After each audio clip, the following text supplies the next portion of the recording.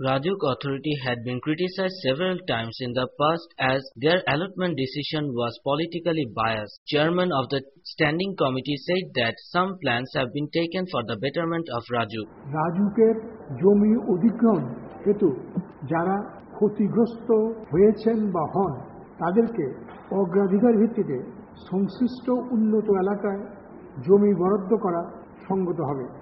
Rajuk should also work to improve the traffic system of Dhaka city and that Rajuk should take some initiatives in its part. যানজট ও জলাবদ্ধতা দূর করার লক্ষ্যে ওয়াসা, city corporation ও অন্যান্য কর্তৃপক্ষের সাথে সমন্বিতভাবে তড়িৎ পদক্ষেপ নিতে হবে। Those who have been Rajuk's victims on the plot allotment would surely get concession in the days ahead. রাজুকের কাছে যারা প্লট বরাদ্দের জন্য আবেদন করে বরাদ্দ প্রাপ্ত হন না তাদের জমাকৃত অগ্রিম টাকা রাজুক সেই টাকা ব্যাংকে রেখে যে সুদ অর্জন করে সেই সুদ যোগ করে সত্তর ফেরত দেওয়ার ব্যবস্থা করতে হবে।